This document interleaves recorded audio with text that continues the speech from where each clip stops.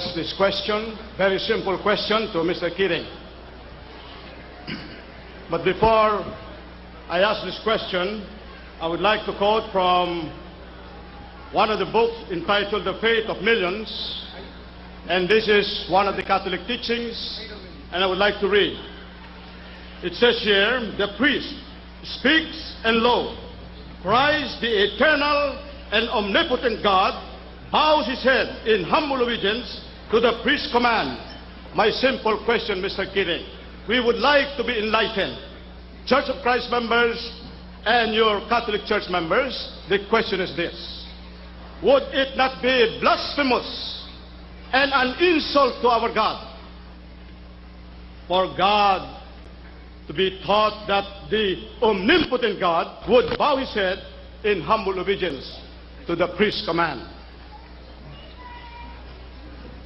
Jesus Christ, as a boy, was obedient to his parents, yet he was God and man at the same time. One person, two natures. And yet, he took on the ultimate of humility, which ended, of course, on the cross, the ultimate degradation. There's nothing blasphemous in saying that Jesus Christ was obedient to his parents, his mother and his reputed father.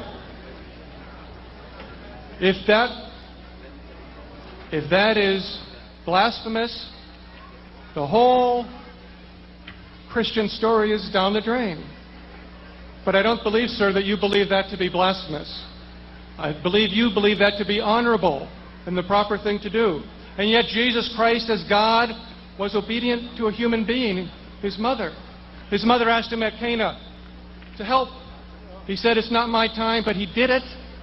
And he turned water into wine. He was obedient to her wishes.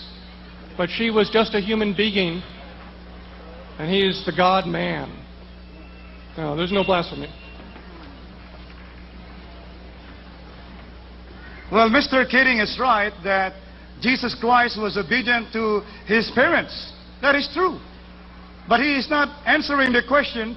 The question is, wouldn't it be blasphemous to say in your book, which is entitled The Faith of Millions, and they are selling this book, that it says, the priest speaks, and lo, Christ, the eternal and omnipotent God, bows his head in humble obedience to the priest's command. Who should obey? Is it God that should obey a man, or should a man obey God?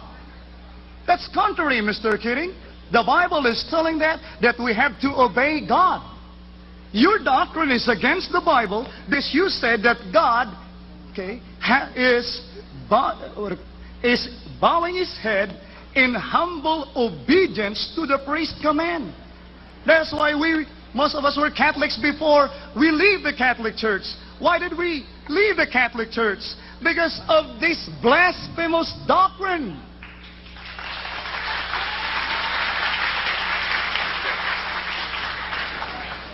I would like question to Mr. Keating.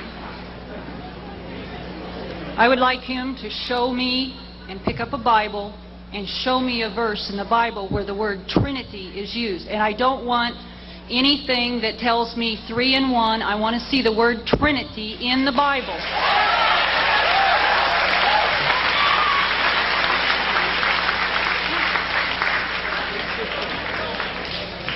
The word Trinity, like the word Philippines and the phrase Church of Christ, does not appear in the Bible.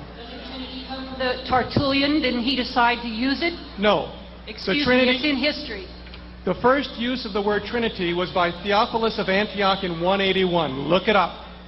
He used the Greek word trias, which means Trinity. But is that in the Bible? Show it to me in the Bible. I don't want to see where God is in 3 persons. If you're going to use that principle, I don't believe anything that's not in the Bible.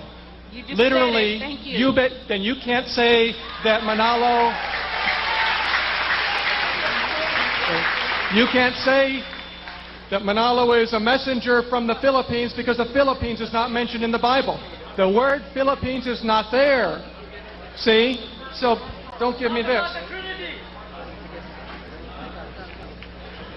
Oh, I have to say something. Could you just look at that taken from the teaching of Christ, a catechism for adults, a Catholic catechism for adults? It says, Trinity is not found in the Scripture. It's not from the Bible. Who invented the Trinity doctrine? Tertullian. Okay? Tertullian. Now, do they understand their teaching?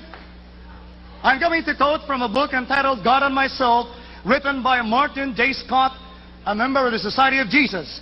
He said, the Trinity is a wonderful mystery. No one understands it.